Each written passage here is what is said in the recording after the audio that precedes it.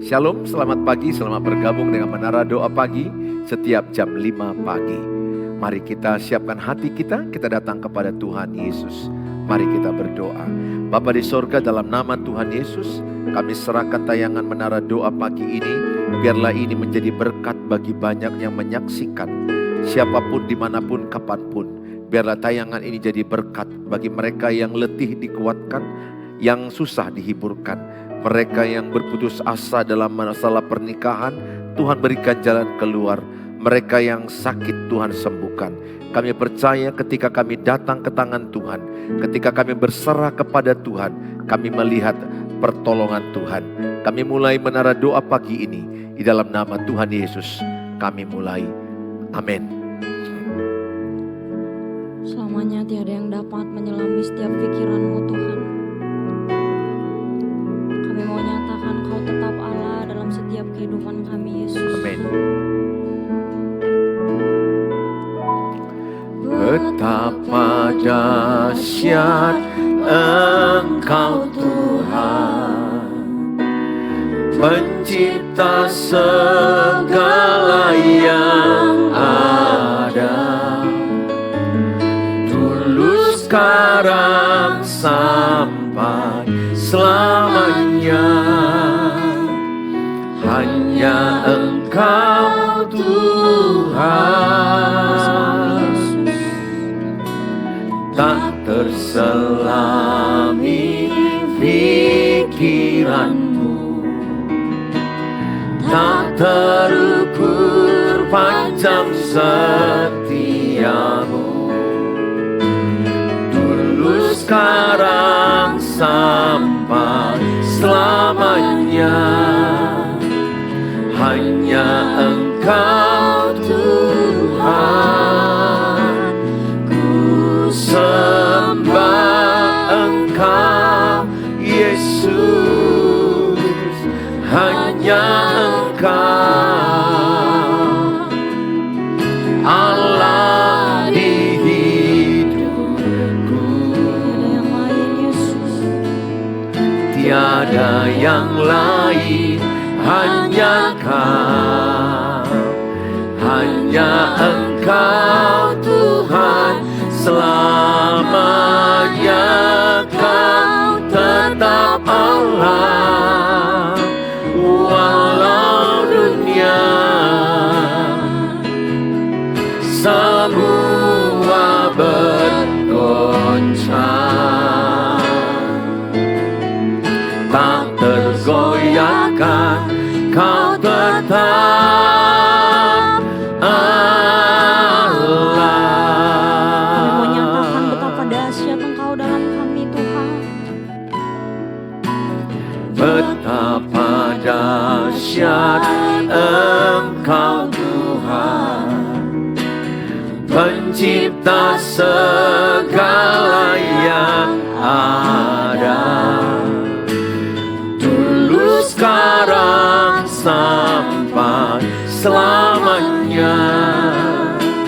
Hanya Engkau Tuhan,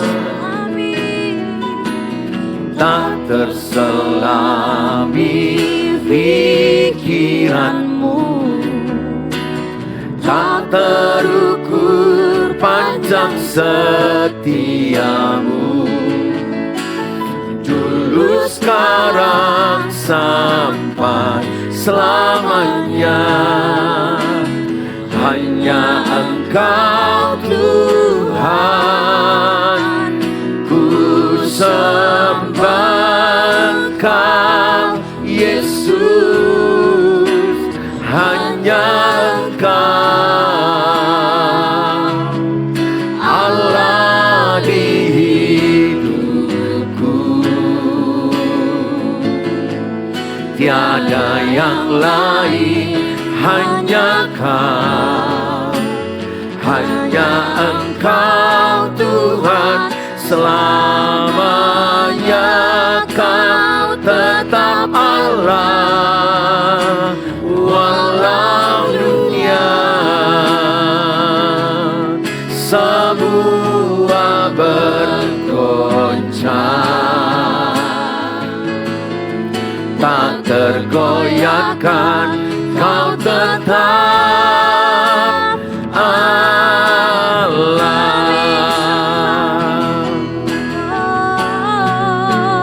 Ku sembah Engkau Yesus, hanya Engkau Allah di hidupku. Tiada yang lain, hanya Kau, hanya Engkau Tuhan, selamanya Kau tetap Allah, walau dunia semua bergoncang, tak tergoyahkan, Kau tetap Allah. Yesus, Kau tetap Allah, Kau tetap Allah.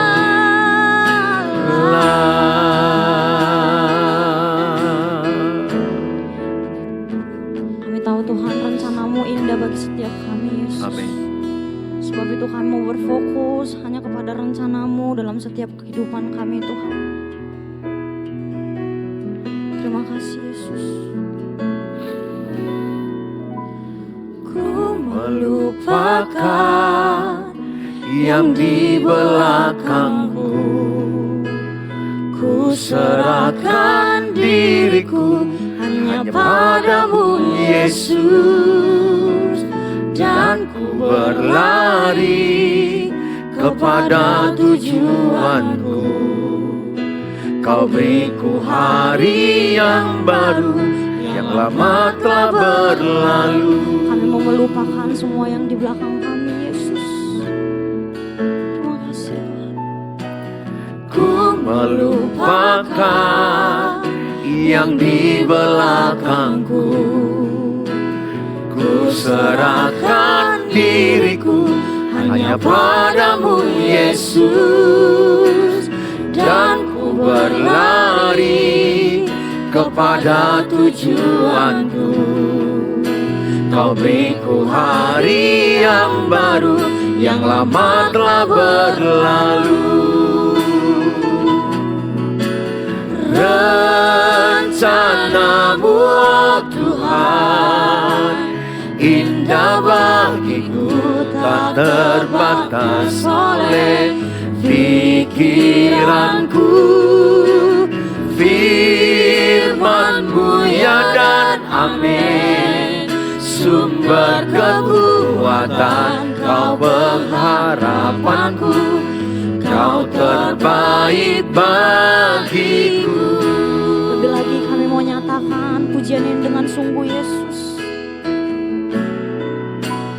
Ku melupakan yang di belakangku, ku serahkan diriku hanya padamu Yesus, dan ku berlari kepada tujuanku. Kau beriku hari yang baru, yang lama telah berlalu. Rencana-Mu, oh Tuhan, indah bagiku, tak terbatas oleh pikiranku. Firman-Mu ya dan amin, sumber kekuatan, Kau pengharapanku, Kau terbaik bagiku. Rencana-Mu, Yesus. Rencana-Mu, oh Tuhan, indah bagiku, tak terbatas oleh pikiranku. Firman-Mu ya dan berkekuatan, Kau pengharapanku, Kau terbaik bagiku. Kau terbaik bagiku. Kau terbaik bagiku. Kau terbaik. Kami percaya rancangan-Mu yang terbaik bagi kami. Kami melupakan yang di belakang kami. Kami melupakan yang lalu. Kami mau mengarahkan hidup kami hanya padamu Tuhan. Hanya padamu kami arahkan hidup kami. Terima kasih Tuhan. Kami bersyukur. Terima kasih buat rencana-Mu yang indah. Rancangan-Mu yang indah di dalam kami. Terima kasih Tuhan. Rancangan-Mu indah. Rancangan-Mu luar biasa. Terima kasih. Terima kasih Yesus. Segala pujian, segala hormat, segala kemuliaan hanyalah bagi-Mu. Terima kasih Tuhan. Kami bersyukur. Kami bersyukur buat segala rancangan-Mu. Rancangan-Mu indah bagi kami. Rencana-Mu luar biasa dalam hidup kami. Terima kasih. Terima kasih Tuhan. Segala pujian, segala hormat.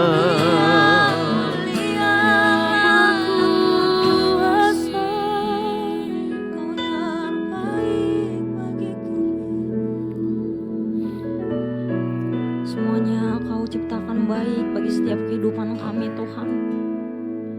Kami yakini dan percaya Tuhan tiada satupun rencana-Mu yang gagal dalam setiap kehidupan kami Yesus.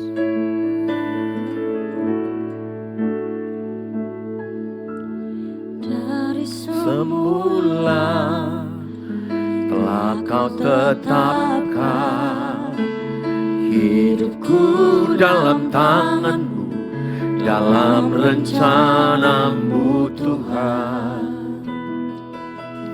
Rencana indah telah Kau siapkan bagi masa depanku yang penuh harapan. Semula Yesus. Dari semula telah Kau tetapkan hidupku dalam tangan-Mu. Dalam rencana-Mu Tuhan. Rencana indah telah Kau siapkan bagi masa depanku yang penuh harapan. Semua baik, semua baik. Apa yang telah Kau perbuat di dalam hidupku. Semua baik, sungguh teramat baik. Kau jadikan hidupku berarti.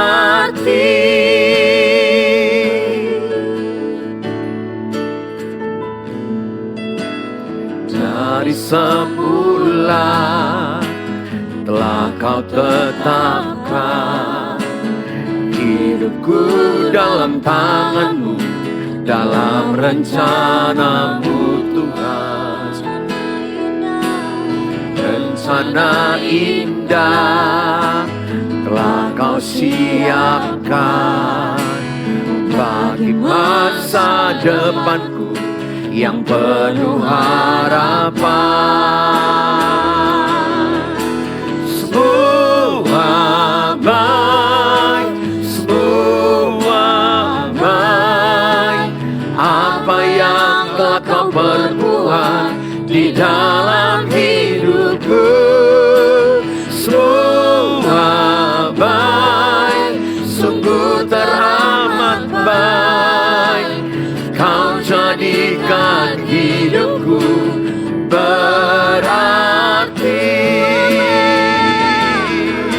Semua baik, semua baik, apa yang telah Kau perbuat di dalam hidupku. Semua baik, sungguh teramat baik. Kau jadikan hidupku berarti. Kau jadikan hidupku berarti. Kau jadikan hidupku berarti.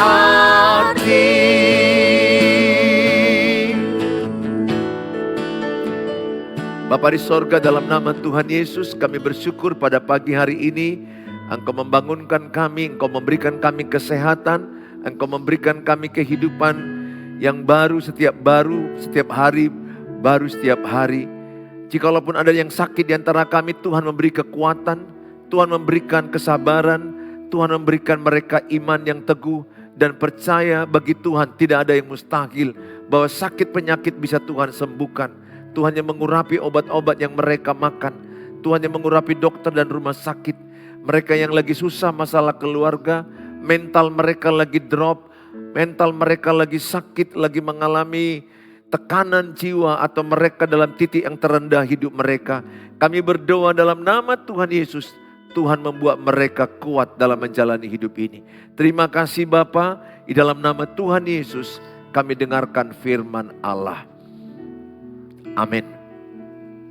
Shalom Bapak Ibu yang saya kasihi. Selamat pagi buat kita semuanya. Sukacita bersama dengan Bapak Ibu di pagi hari ini. Hari ini kita belajar firman Tuhan. Dewasa dalam Kristus. Sangat penting kita mengalami satu pertumbuhan kedewasaan dalam Kristus.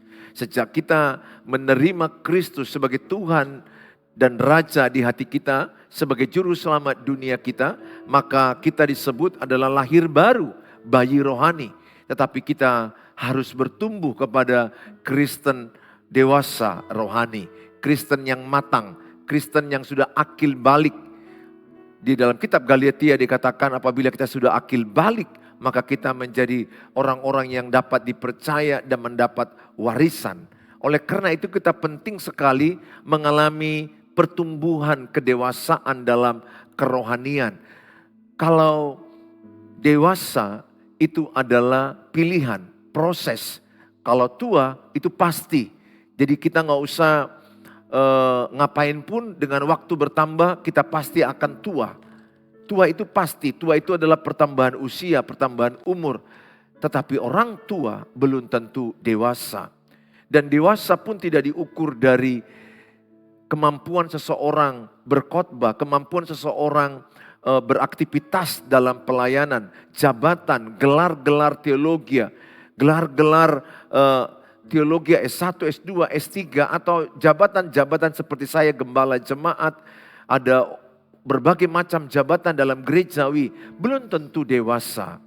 Dewasa itu adalah dilihat dari karakter hidupnya, respon hidupnya. Ketika ada kesulitan, ketika ada masalah, maka orang itu akan kelihatan apakah dia dewasa menyikapinya atau dia kekanak-kanakan menyikapinya.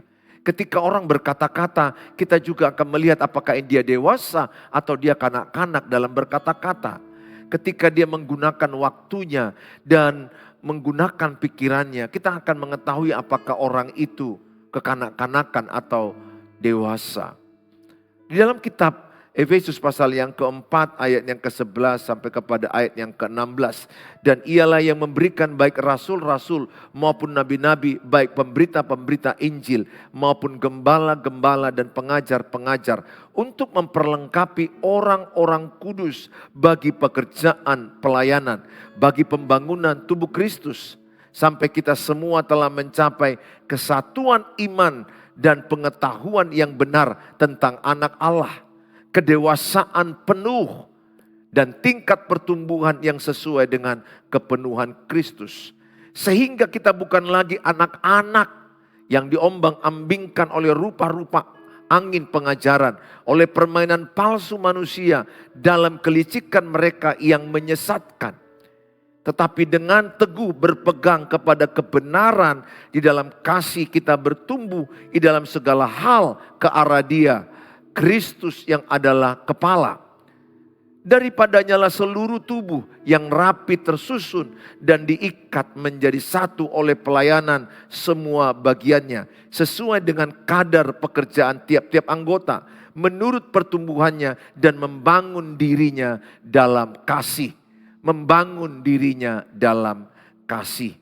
Ini adalah suratan Rasul Paulus ketika dia di Roma dalam penjara. Dia menuliskan ini kepada jemaat Efesus supaya mereka menjadi dewasa rohani. Supaya mereka bertumbuh di dalam kebenaran firman Allah. Supaya mereka tidak mudah diombang-ambingkan pengajar-pengajar sesat. Mereka ditanamkan supaya mereka berakar, bertumbuh dan berbuah di dalam kebenaran firman Allah. Ini yang menjadi harapan daripada firman Tuhan bagi kita. Supaya kita menjadi dewasa rohani, itu artinya kita memiliki pengenalan akan Allah yang semakin dalam. Sehingga kita tidak mudah disesatkan oleh pengajaran-pengajaran sesat. Dan kita juga bertumbuh di dalam kasih Kristus. Sehingga bahwa orang dewasa rohani akan dilihat lewat pertumbuhan kasihnya kepada sesama. Saudara yang saya kasihi, yang pertama bagaimana mencapai kedewasaan. Yang pertama adalah menghargai peran orang lain dalam hidup kita. Di dalam kitab Efesus pasal yang keempat ayat 11 sampai 12. Dan ialah yang memberikan baik rasul-rasul maupun nabi, baik pemberita-pemberita Injil maupun gembala-gembala dan pengajar-pengajar untuk memperlengkapi orang-orang kudus bagi pekerjaan pelayanan, bagi pembangunan tubuh Kristus. Ayat ini menekankan bahwa seseorang akan dewasa rohani, dia butuh orang-orang lain di mana ada dalam gereja, ada jawatan rasul, ada jawatan nabi, ada jawatan pemberita Injil, ada yang namanya gembala dan pengajar. Berarti seorang yang mau bertumbuh rohani, dia mau dimuridkan, dia mau diajar, dia mau dibentuk, dia mau diarahkan. Menghormati peran-peran orang lain. Tidak ada orang yang bertumbuh rohaninya sendirian. Dia membutuhkan peran orang lain yang dipakai Tuhan dalam hidupnya untuk membentuk hidupnya. Kita membutuhkan ada pengajar-pengajar firman Allah yang mengajarkan kita. Seperti pagi hari ini, ibu dan bapak mendengarkan pengajaran firman Allah. Saya mengajarkan firman Allah. Satu waktu saya juga pernah mendengarkan penginjilan oleh Bapak Stephen Tong tahun 88 dan saya bertobat lewat penginjilan di Stadion Teladan di Medan. Lewat penginjilan itu saya menghormati ada orang yang pernah menginjil dan saya menyerahkan hidup saya. Ada orang yang mengajar saya setelah itu. Yang mengajarkan saya akan firman Allah. Yang memuridkan saya. Pengajaran-pengajaran ini sangat dibutuhkan dalam pertumbuhan kerohanian. Ada orang-orang yang berperan sebagai rasul yang melengkapi tubuh Kristus. Yang melengkapi gereja-gereja Tuhan. Jadi artinya adalah bahwa kita nggak bisa bertumbuh sendiri. Kita selalu butuh orang lain.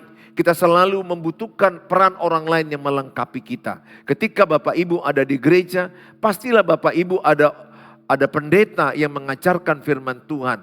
Ada pendeta yang menjadi gembala, mengembalakan ibu dan bapak. Ada hamba-hamba Tuhan, ada sintua, ada prohangger dan beberapa orang yang dipakai Tuhan melengkapi. Saudara, tidak ada orang yang bertumbuh sendiri rohaninya. Kita selalu membutuhkan peran orang lain yang dipakai Tuhan memperlengkapi kita. Setiap kita ini adalah anggota tubuh Kristus. Alkitab menggambarkan dalam kitab Roma 12 bahwa dikatakan bahwa banyak anggota tapi satu tubuh. Ada tangan, ada kaki, ada mata, ada telinga, ada hidung, ada mulut. Semua itu adalah satu anggota yang terhubung satu sama lain. Jadi maksudnya adalah tidak bisa tangan berdiri sendiri, tidak bisa kaki berdiri sendiri. Kaki butuh tubuh untuk dia melekat, tangan butuh tubuh untuk dia melekat, mata juga butuh tangan. Mulut juga butuh tangan untuk kita makan. Tangan juga butuh mata kita. Artinya apa? Bahwa kita nggak bisa merasa hebat sendirian. Kita butuh peran-peran yang lain. Demikian juga dalam Alkitab 1 Korintus pasal 12. Banyak karunia roh, tapi satu roh. Karunia-karunia roh di dalam Alkitab adalah sifatnya saling melengkapi gereja, saling melengkapi tubuh Kristus. Saya mengajak semua kita untuk kita menghormati peran orang lain yang mengajarkan kita akan firman Allah. Orang yang dewasa, orang yang menghormati, yang menghargai orang lain yang dipakai Tuhan untuk melengkapi dia. Dan orang yang dewasa rohaninya juga adalah orang yang menghargai orang lain. Orang yang belajar mengutamakan kepentingan orang lain. Dalam kitab Filipi pasal 2 ayat yang ketiga, ayat yang keempat dikatakan, utamakanlah kepentingan orang lain. Sehingga kedewasaan seseorang akan menunjukkan kepribadian tidak egois. Orang yang egois adalah orang yang masih kekanak-kanakan. Orang yang egois adalah orang yang masih duniawi. Tetapi ketika seseorang belajar memperdulikan orang lain, menghargai orang lain, mengutamakan orang lain. Seorang suami seperti saya harus belajar mengutamakan perasaan istri saya. Mengutamakan perasaan anak-anak saya. Bukankah sering kita lihat rumah tangga bertengkar, keluarga bertengkar, suami istri bertengkar karena mereka sama-sama egois. Keegoisan adalah cikal bakal pertengkaran dalam keluarga. Yakobus 3:16 dikatakan di mana ada mementingkan diri sendiri, di situ ada kekacauan dan kejahatan. Maka buanglah egois dalam diri kita.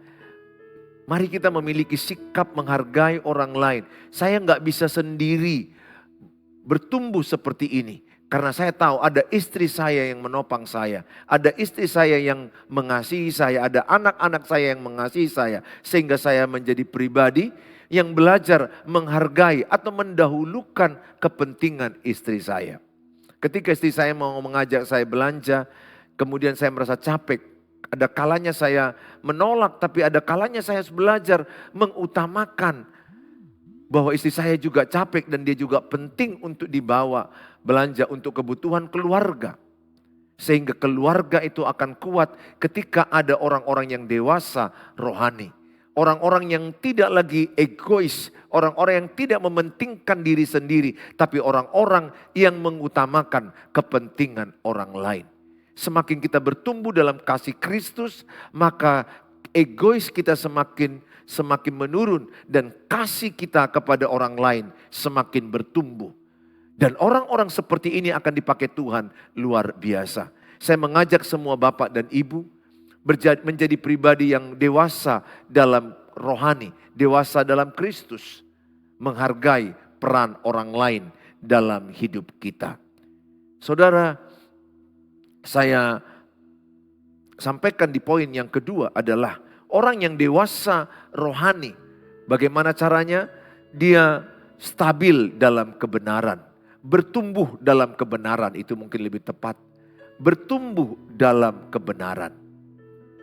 Di dalam kitab Efesus 4 ayat 13 sampai kepada ayat 14. Sampai kita semua telah mencapai kesatuan iman dan pengetahuan yang benar tentang anak Allah, kedewasaan penuh dan tingkat pertumbuhan yang sesuai dengan kepenuhan Kristus. Ayat 14, Sehingga kita bukan lagi anak-anak yang diombang-ambingkan oleh rupa-rupa angin pengajaran, oleh permainan palsu manusia dalam kelicikan mereka yang menyesatkan. Sehingga kedewasaan rohani itu akan dilihat ketika orang itu mau banyak berdoa. Orang yang dewasa rohani banyak berdoa. Orang yang dewasa rohani banyak baca Alkitab. Penting sekali kita memiliki saat teduh. Saat teduh, saat dimana kita secara pribadi berjumpa dengan Tuhan. Bukankah firman adalah Allah, Allah adalah firman. Sesungguhnya Bapak Ibu, ketika Bapak Ibu baca Alkitab, saudara sedang berjumpa dengan Tuhan. Ketika saudara membaca firman Allah, saudara membacakan suara Allah dalam hidup saudara. Maka setiap kita penting bertumbuh dalam kebenaran. Kita penting dewasa dalam kebenaran. Kita tidak hanya senang dengan khotbah yang lucu, tapi kita penting juga khotbah yang mengajarkan kebenaran. Sehingga kebenaran itu membuat kita mengalami pertumbuhan yang luar biasa. Saya mengajak semua kita, Bapak Ibu yang saya kasihi dalam nama Tuhan Yesus. Punyalah waktu membaca Alkitab. Punyalah waktu untuk berdoa. Punyalah waktu pendalaman Alkitab. Roma 10 ayat 17, iman timbul dari pendengaran dan pendengaran akan firman Allah. Rasul Paulus mengingatkan jemaat Efesus supaya mereka terus berakar dalam kebenaran. Semakin dewasa, semakin penuh dalam Kristus. Pengenalan mereka semakin ditambahkan hari, waktu demi waktu.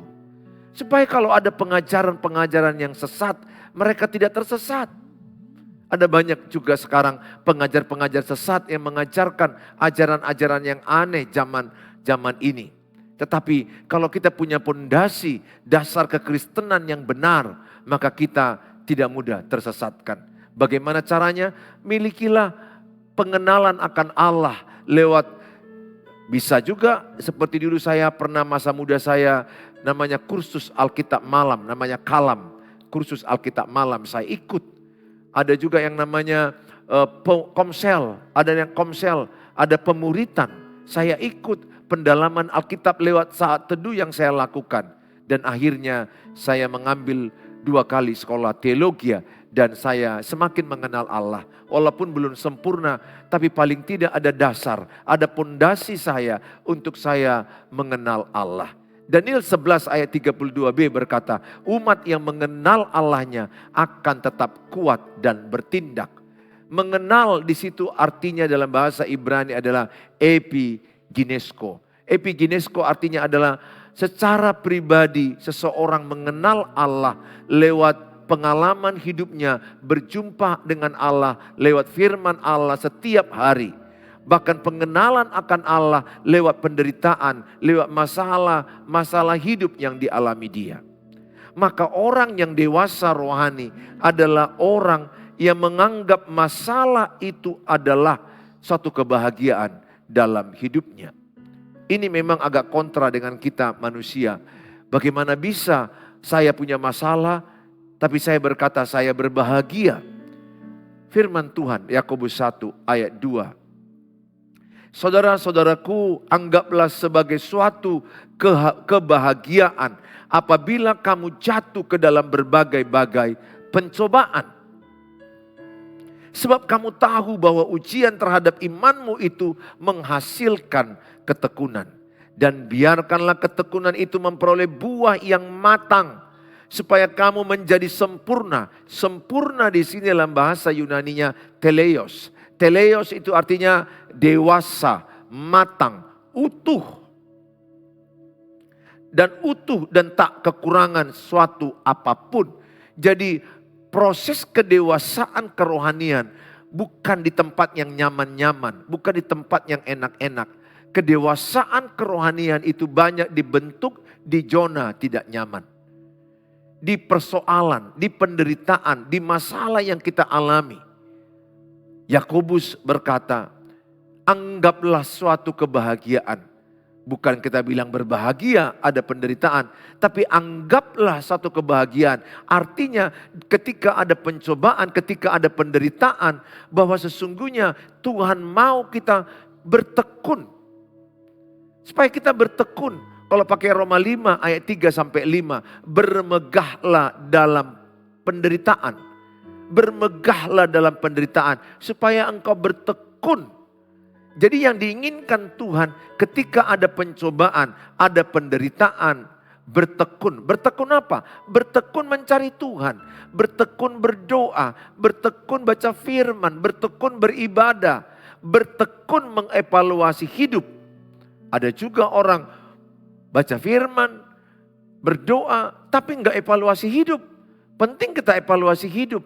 Maka yang diinginkan Tuhan dalam tahap proses penderitaan persoalan kita adalah supaya kita bertekun baca Alkitab, bertekun berdoa, beribadah, bertekun mengevaluasi hidup.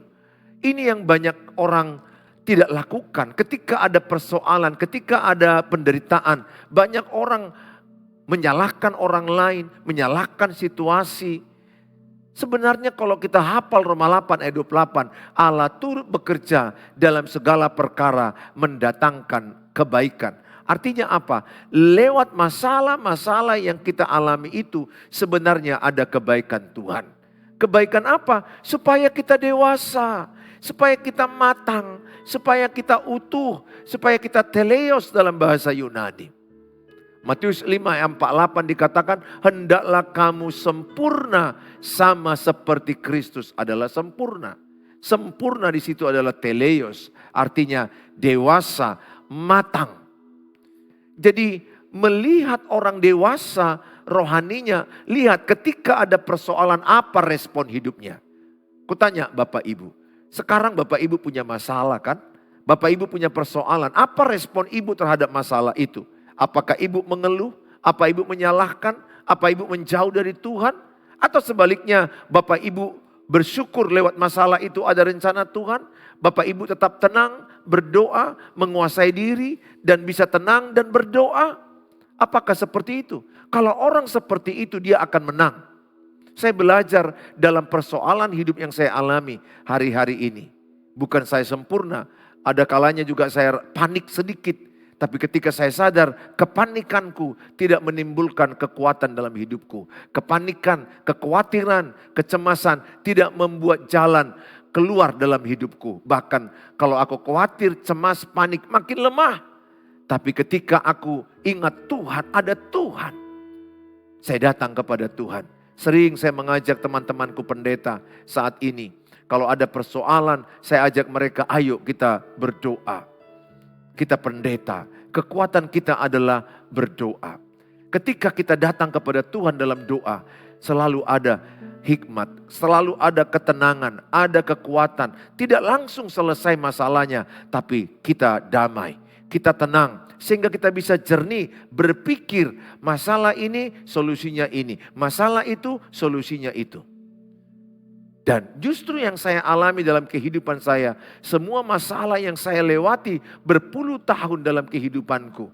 Saya melihat kalau saya menjalaninya bersama Tuhan, saya menjalaninya dengan doa, dengan iman dan sabar, saya meresponinya dengan benar, maka saya sudah melihat dan menyaksikannya semua masalah yang kualami justru kebaikan bagi hidupku. Promosi bagi hidupku, semakin aku dibentuk, semakin aku dewasa, semakin aku matang.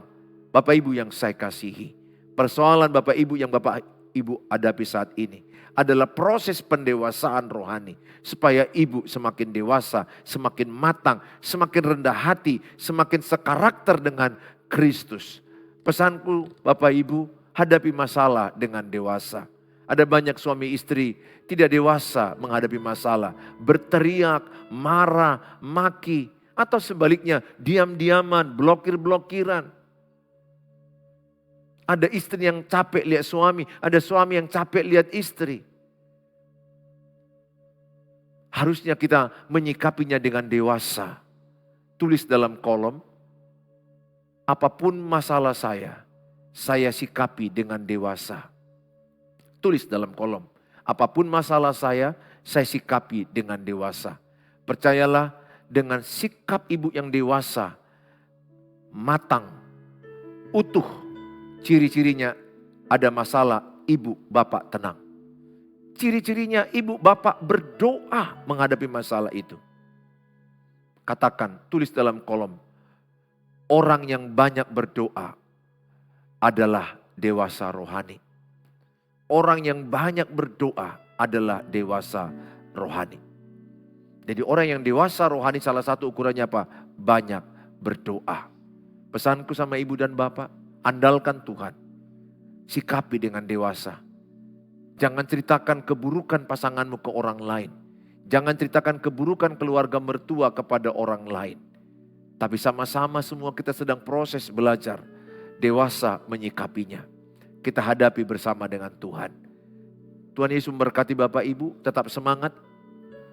Apapun persoalan rumah tanggamu, pernikahanmu, sakit penyakit, keadaan keuangan, pekerjaan, jangan putus asa. Ada Tuhan Yesus yang menolong kita. Mari kita berdoa.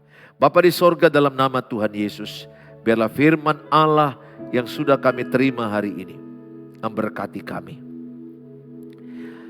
Kami berdoa bagi mereka khususnya yang lagi susah dalam keluarga, dalam pernikahan, dalam berumah tangga, hubungan mereka yang tidak baik. Hamba-Mu berdoa dalam nama Tuhan Yesus, Engkau Tuhan menjamah suami istri. Hati mereka dilembutkan, mereka mau diajar, mereka mau dibentuk, mereka mau diproses. Mereka mau saling mengampuni. Anak-anak dipulihkan dengan orang tua. Orang tua mengasihi anak-anak. Tuhan, kami berdoa bagi mereka yang lagi susah dalam keuangan, pekerjaan. Tuhan, kami berdoa, Tuhan yang tolong mereka yang mencari pekerjaan, supaya Tuhan yang pertemukan mereka dengan pekerjaan yang tepat kepada mereka. Mereka yang sedang hancur-hancuran masalah pinjaman, bunga pinjaman begitu banyak, keuangan yang terpuruk, bangkitkan iman mereka. Supaya mereka menghadapinya dengan Tuhan, mengandalkan Tuhan. Tuhan tolong mereka, Tuhan beri hikmat mengatur keuangan. Tuhan berikan hikmat mengatur usaha mereka. Semangat yang baru ada pada mereka. Kiranya Tuhan pulihkan keuangan mereka. Kami juga berdoa bagi mereka yang lagi terpuruk dalam kesehatan. Mereka lagi sakit di rumah sakit, mereka lagi sakit mungkin di ruang ICU atau di rumah mereka. Atau mereka sedang kerja tapi mereka sakit. Hamba mau berdoa dalam Tuhan Yesus, biarlah yang sakit Tuhan sembuhkan. Tuhan tolong yang sakit, Tuhan urapi. Biarlah yang sakit mengalami mujizat Tuhan. Mereka yang sakit di pencernaan, Tuhan tolong. Asam lambung yang naik, Tuhan buat stabil. Mereka yang mengalami tensi yang naik atau mungkin gula yang naik, saraf kejepit. Mungkin ada penyakit kanker di antara mereka yang menyaksikannya. Hamba-Mu berdoa dalam nama Tuhan Yesus. Tuhanlah penyembuh. You are the healer. Engkau adalah penyembuh bagi kami, penolong bagi kami. Hamba-Mu berdoa bagi mereka yang mau cari jodoh, yang mau mendapatkan keturunan. Tolonglah mereka Tuhan. Yang mau menjual tanah, menjual rumah untuk kebutuhan kehidupan mereka. Hamba-Mu berdoa Tuhan yang menolong mereka untuk mendapatkan pembeli atas tanah dan rumah mereka. Kami serahkan mereka dalam tangan Tuhan. Di dalam nama Tuhan Yesus kami berdoa dan kami mengucap syukur. Mari kita mengucapkan doa Bapa kami. Bapa kami yang di sorga, dikuduskanlah nama-Mu. Datanglah kerajaan-Mu. Jadilah kehendak-Mu di bumi seperti di sorga. Berikanlah kami pada hari ini makanan kami yang cukupnya, dan ampunilah kami akan kesalahan kami, seperti kami juga mengampuni orang bersalah pada kami. Dan janganlah bawa kami ke dalam pencobaan, tapi lepaskanlah kami daripada yang jahat. Karena Engkau yang punya kerajaan dan kuasa dan kemuliaan sampai selama-lamanya. Amin. Bawalah berkat damai sejahtera dari Allah Bapa, cinta kasih sempurna Tuhan Yesus, penyertaan Allah Roh Kudus menyertai kita saat ini sampai selama-lamanya. Dalam Tuhan Yesus sama-sama katakan amin. Selamat pagi, selamat beraktivitas. Sampai jumpa di waktu yang akan datang. Apabila Bapak Ibu ingin renungan harian setiap hari bersama dengan saya, sebisa saya, kadang sekali 2 hari. Saya juga kadang ada kesibukan, tapi saya akan coba bagi kepada ibu dan bapak di 0811 63 7347. Bagi saudara yang ingin konseling, saudara boleh chat dulu karena jadwal saya sangat padat. Kita bisa atur waktu kapan yang terbaik. Tuhan Yesus memberkati kita. Apabila Bapak Ibu terberkati dengan tayangan ini, ingin menabur berkat, mendukung pelayanan ini, silakan saudara menabur di rekening yang ada.